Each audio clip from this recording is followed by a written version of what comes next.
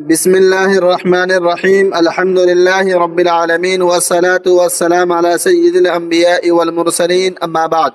ناظرین کرام، السلام علیکم ورحمۃ اللہ وبرکاتہ۔ آج ہم ایک ایسے موضوع پر گفتگو کریں گے جس پر بہت سے گھروں کی خوشی یا بربادی کا انحصار ہوتا ہے، اور وہ ہے رشتہ کا انتخاب قرآن و حدیث کی روشنی میں۔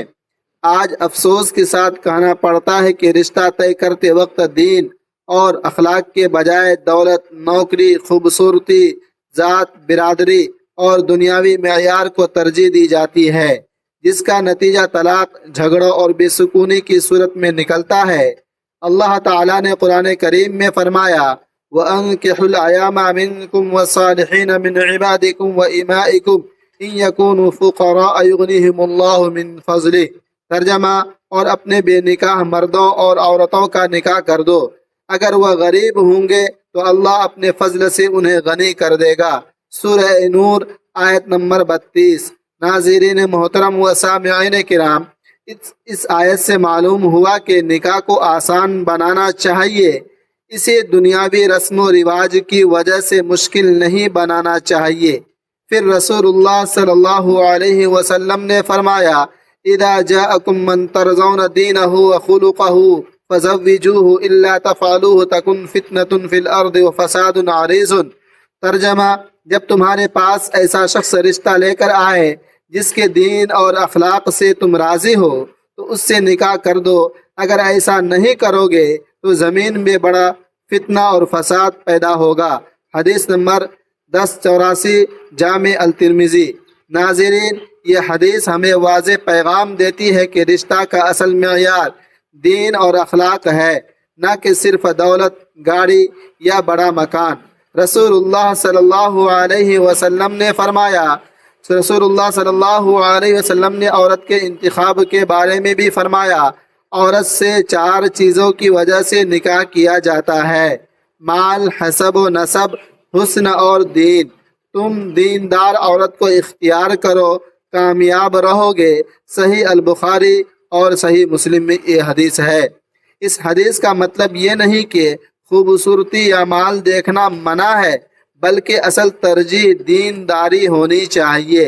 اگر شوہر اور بیوی دونوں اللہ تبارک و تعالی سے ڈرنے والے ہوں گے تو ان کا گھر محبت، سکون اور رحمت کا گہوارہ بنے گا۔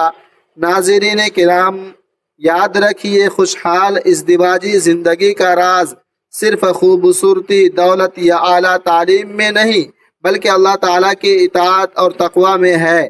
جب میاں بیوی ایک دوسرے کے حقوق کو اللہ کی رضا کے لیے ادا کرتے ہیں تو ان کے درمیان پیدا ہونے والی محبت صرف دنیاوی محبت نہیں رہتی، بلکہ وہ عبادت بن جاتی ہے۔ قرآن کریم میں اللہ تعالیٰ فرماتا ہے، وَمِنْ آيَاتِهِ أَنْ خَلَقَكُم مِّنْ أَنفُسِكُمْ أَزْوَاجًا لِتَسْكُنُوا إِلَيْهَا وَجَعَلَ بَيْنَكُم مَّوَدَّةً وَرَحْمَةً۔ ترجمہ، اور اس کی نشانیوں میں سے یہ ہے کہ اس نے تمہارے لیے تم ہی میں سے جوڑے پیدا کیے تاکہ تم ان سے سکون حاصل کرو، اور تمہارے درمیان محبت اور رحمت رکھ دی۔ غور کیجئے، اللہ تعالیٰ نے شادی کا مقصد سکون بتایا ہے، لڑائی جھگڑا نہیں، محبت بتائی ہے، نفرت نہیں، رحمت بتائی ہے، ظلم اور سختی نہیں۔ بدقسمتی سے آج بہت سے گھر صرف اس لیے برباد ہو رہے ہیں کہ شوہر اپنی ذمہ داری نہیں سمجھتا اور بیوی اپنے فرائض سے غافل ہو جاتی ہے۔ ہر شخص صرف اپنے حقوق کا مطالبہ کرتا ہے، لیکن دوسرے کے حقوق ادا کرنے کے لیے تیار نہیں ہوتا۔ نبی کریم صلی اللہ علیہ وسلم نے فرمایا، تم میں سب سے بہتر وہ ہے جو اپنے گھر والوں کے لیے سب سے بہتر ہو، اور میں اپنے گھر والوں کے لیے تم سب سے بہتر ہوں۔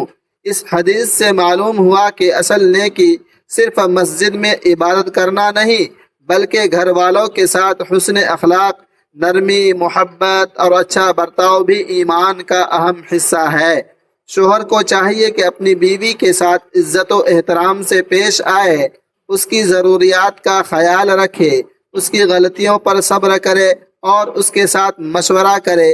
اسی طرح بیوی کو چاہیے کہ اپنے شوہر کی جائز باتوں میں اطاعت کرے، اس کے مال اور عزت کی حفاظت کرے، اس کے لیے سکون کا ذریعہ بنے اور ہر حال میں وفاداری کا مظاہرہ کرے۔ یاد رکھیں، شیطان کی سب سے بڑی خوشی یہ ہے کہ میاں بیوی کے درمیان نفرت پیدا ہو جائے۔ اس لیے جب کبھی اختلاف ہو تو غصے میں فیصلہ نہ کریں، بلکہ وضو کرے، خاموش ہو جائیں، اللہ سے دعا کرے اور محبت کے ساتھ مسئلہ حل کرنے کی کوشش کریں۔ آخر میں اللہ تبارک و تعالی سے یہی دعا ہے کہ وہ ہمارے گھروں کو ایمان، تقوی، محبت اور رحمت کا گہوارہ بنا دے، ہمارے دلوں میں قرآن کریم کی محبت پیدا فرمائے، ہمیں نماز کی پابندی، ذکر و دعا کی کثرت اور سنت نبوی صلی اللہ علیہ وسلم پر عمل کرنے کی توفیق عطا فرمائے۔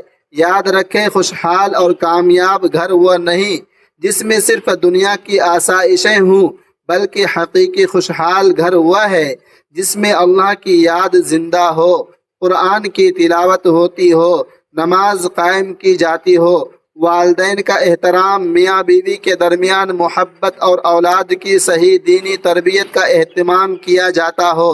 اگر ہر گھر میں قرآن کی تلاوت، نماز کی پابندی، دعا اور ذکر الہی کا ماحول قائم ہو جائے تو انشاءاللہ وہ گھر جنت کا نمونہ بن جائے گا، جہاں محبت بھی ہوگی، سکون بھی ہوگا اور اللہ کی رحمت بھی نازل ہوگی۔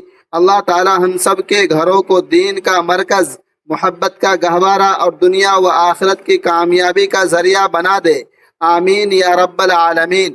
اگر یہ بیان آپ کو پسند آیا ہو تو اسے زیادہ سے زیادہ شیئر کریں تاکہ ہر مسلمان گھر تک یہ پیغام پہنچ سکے۔ اللہ تعالی ہمیں سنی ہوئی باتوں پر عمل کرنے کی توفیق عطا فرمائے۔ وآخر دعوانا ان الحمد للہ رب العالمین۔ اللہ قبول فرمائے، آمین۔ اللہ تعالی تمام امت مسلمہ کو اپنے حفظ و امان میں رکھے، آمین ثم آمین۔